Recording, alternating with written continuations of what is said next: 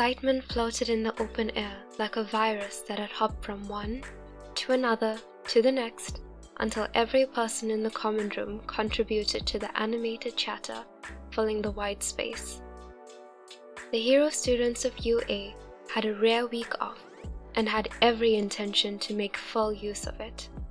Talk of relaxing, hangouts, gaming, binging, all plans traveled from ear to ear until most members of Class A were aware of what activities their classmates were stuffing their week with.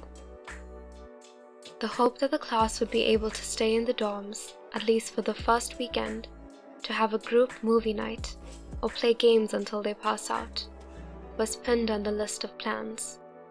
Unfortunately, most were pre-booked by family or had other engagements. However, it was decided that the class would spare their last weekend of the short holiday for each other. It pleased everyone, and ideas of what to do on their exclusive time off created a buzz in the room. Regrettably, the liveliness of the common room chipped away as class members trickled out, until there were only 6. Bakugo, whose parents were traveling overseas. Apparently, he did not care for the country's cuisine, or to be stuck in a hotel room with his nagging mother. Todoroki, who was actively avoiding his father, and would rather not take the risk of having to talk to him at home. Midoriya, who said he was keeping Todoroki company, but you suspected that he actually had extra lessons with All Might. Kirishima, who thought that the rest of the class would be staying on their first weekend and planned for it. Kaminari, who would not give a proper answer, but who you all knew would be using the break to get high without having to worry about homework or tests. And lastly you, who'd stayed on a whim. Bakugo had been ready to head to bed as soon as the person holding him had left, aka Mina, but was quickly snatched up by his new warden, Kirishima. Kirishima had suggested a horror movie, something fun to kick off their break. Everyone had agreed easily, save Bakugo. The movie progressed with Kirishima and Kaminari stuck together and shivering in each other's arms as the monster crept through the woods, stalking the main characters like prey. Midoriya was using an unfazed Todoroki as a shield against the moving pictures, a literal shield, as Todoroki had indulged him by creating a small iced fence. And while Bakugo took amusement in the shenanigans of the extras in his class, he appeared bored for the entire movie. He stormed off to bed at around 10, cursing out the idiotic characters and muttering about how easily he would defeat the stupid monster. All in all, the night wasn't the worst start to their short holiday, but what was to follow will soon tell.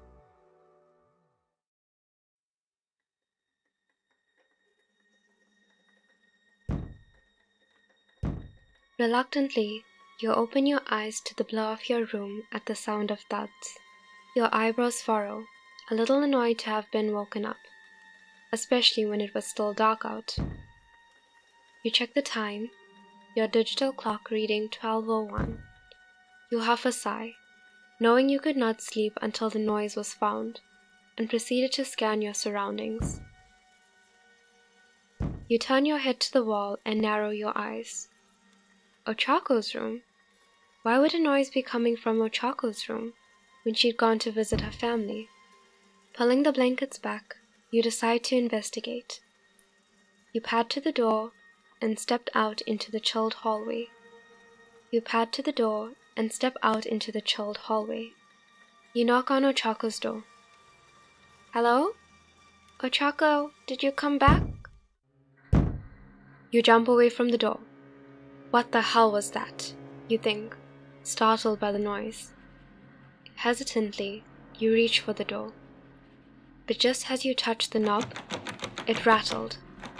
You jerk back in surprise, watching it incredulously as it began to tremble like a leaf in the wind, and then violently shake with the force of an earthquake. You gasp, leaping away as it rips itself from the door and flies past you, curving into the darkness of the hallway. Your eyes follow the glinting metal disappear. unblinking as you search the shadows, the black, opaque and impenetrable, and yet you flick your eyes through in search of the runaway doorknob. Your heart raced the longer you couldn't see it. Stepping back, you feel the silence bear down its screams, that something was not right. You had to get someone. Just as the thought had been conceived, it had been confirmed. Through the impervious dark gloom, a clawed hand pushed through, its protracted fingers arched, mimicking a behemoth spider as it stabbed the floor with its knife-like talons, its skin leathery, bunching, and glistening with a foreign sludge-like texture. You suck in a sharp breath, staring, petrified. The wide wrist of the deformed hand began to lean forward. With the realization that whatever creature was attached to the offending appendage would soon emerge, you turned on your heel and sprinted. A short, interested growl sounded behind you, but you didn't dare look. You were afraid that if you so much as glanced in its direction, you would be paralyzed by fear. You ran to the closest door, Kirishima's room, going straight for the handle and charging in. You slammed the door shut, gulping for air. You pressed your hands against the door, afraid the creature would try to break in. Yet, as the seconds ticked away, and no sound could be heard from behind the wood, you moved away. You swallow, wondering what monster had broken into the dorms. As you turn, you exhale, exasperated at the sight of Kirishima, contently snoring despite the noise you'd made as you entered his room. Kirishima! Kirishima! You call, as you head over to the bed to shake him awake. The redhead's response was to turn over with a dopey smile. You take a few seconds to respect the fact that Kirishima would likely be able to sleep through a hurricane, before you grabbed his arm and yanked him off the bed. He crashed onto the floor, but was slow to drag his head and eyes up and open. He gazed blearily around his room before placing his head back on the floor. Kirishima! You shout with disbelief. That makes him jolt from startlement. What are you doing in my room? He demands, as he covers his bare chest with his hands. You furrow your eyebrows, momentarily forgetting the monster in the hallway. Kirishima, your hero costume has no shirt. What are you doing? Right, Kirishima says with puzzlement and drops his hands. But seriously, what are you doing here? Is something wrong? You nibble your lip and extend your hand to lift him up. There's something in the hallway, you say, hesitantly. Like a villain? Kirishima questions, becoming alert. You shake your head. No, not a villain. A monster. It came out from the shadows, and it had those scary long claws and... Kirishima placed a hand on your shoulder, concerned in his gentle gaze. Did you have a nightmare? You stare at him with annoyance. I know the difference between a nightmare and reality, Kirishima. I went through therapy, same as you. Okay. Let's go have a look then. He opens the door and your heart skips a beat, fearful that the creature would burst in. Kirishima strides into the hallway, while you re-enter cautiously, your muscles tense with readiness. You look up and down for the shadowy monster, but only empty air greets you. You frown anxiously, becoming defensive. No, I saw it. It was right there. I swear I saw it. Hey, it's okay, Kirishima reassured. We can check around if that makes you feel... He paused. What was that? Your eyes flick through the hallway, disconcerted by the noise. I don't know. Kirishima suddenly grabs hold of your hand, causing you to yelp. There! He breaths with terror, pointing at the far wall. Illuminated only by the lamplight outside, was the creature. Black as tar and shifting in shadow, the creature's body was stretched and gangly. It crouched deep to not touch the ceiling, its large clawed hands skimming the wall as though searching. They left long and dragged out markings resembling the dried blood of a murder victim. A bulbous head with sunken pupilless eyes creaked as it swiveled, scouring the area. Every fang resembled the lengthened tusk of a saber-toothed tiger, only it was crammed into its mouth as though someone had haphazardly jammed them in. It could have been time slowing down, or the creature's sluggish movements, but it found them gradually. You could not see the moment it saw you in Edro, but felt the malicious intent the moment it did, watched as the teeth that curled over each other and its own lips stretched into a horrid smile. Heard your heart thumping in your chest, screaming to run. You tried to attack with your quirk, but it did nothing. The creature then dipped down, sinking to place its skeletal hands on the floor. Then, like a cockroach startled by light, it crawled forward in a frenzy. Jarred by the monster's sudden movement, you tugged at Kirishima, forcing him out of his stupefaction. "Come on!" Kirishima stared wide-eyed, fearful, and then his limbs listened to your shouts. The both of you sprint away, carrying the creature behind you. It made a noise as it moved, like a wave of spiders toppling over each other to reach prey.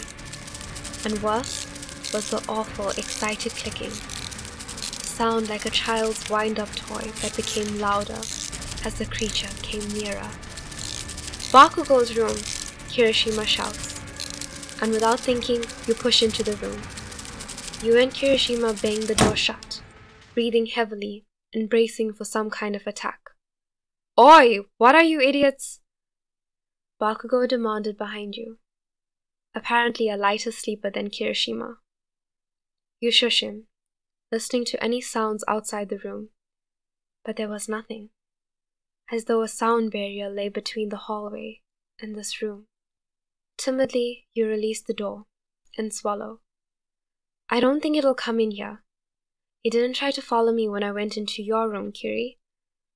Kirishima's frightened eyes met yours. "What the fuck was that?"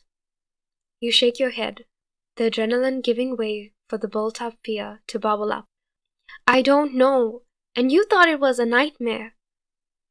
Kirishima thrust his hands into his loose, ungelled hair. "Did you see its teeth?" he said hysterically. "It has so many. Do mine look like that?" You blink at him incredulously, and then yell, "Is that what you're worried about right now?" "Oi!" Bakugo shouted again. "What the fuck are you two idiots on about?"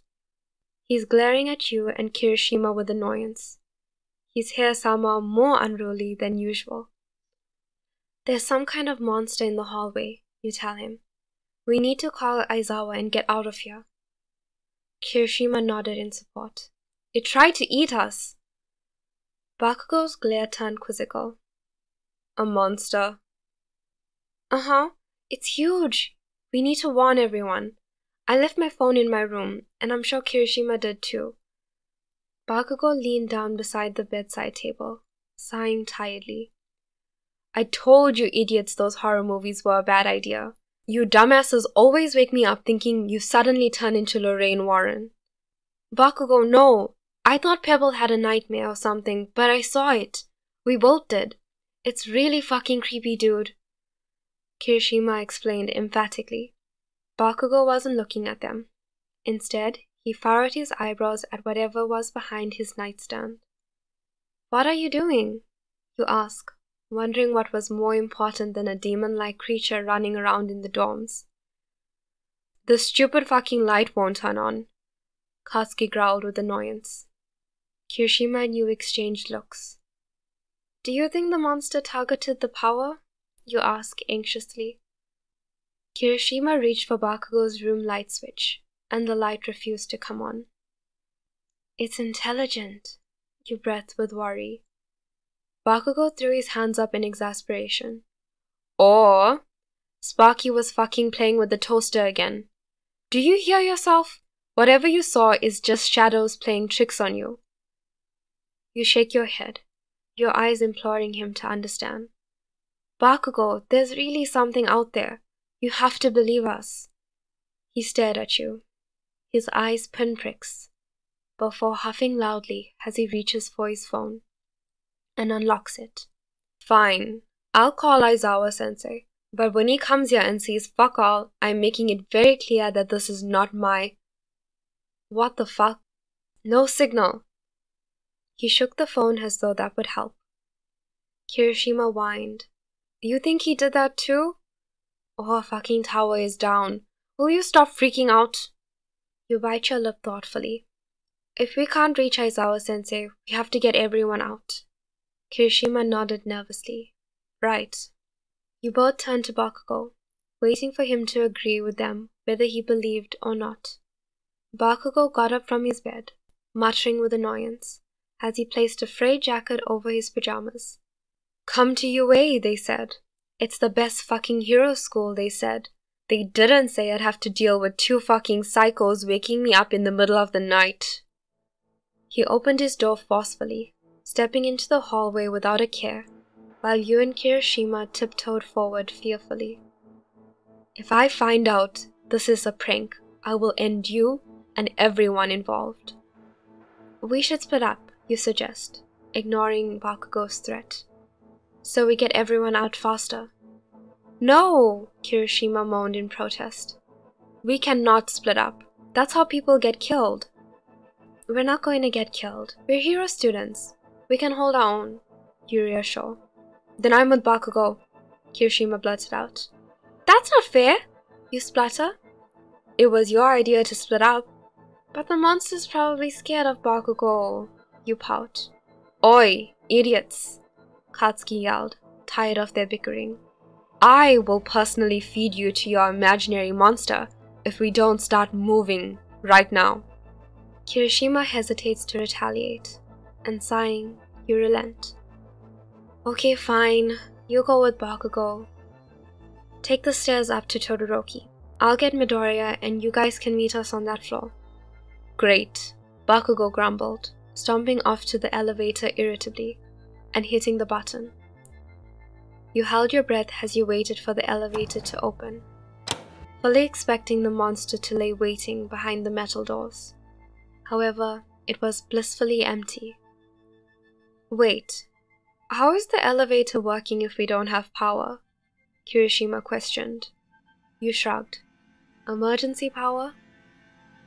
Bakugo shoved Kirishima towards the stairs. I'm functioning on 2 hours of sleep. Stop asking stupid questions or I will kill you before the stupid monster.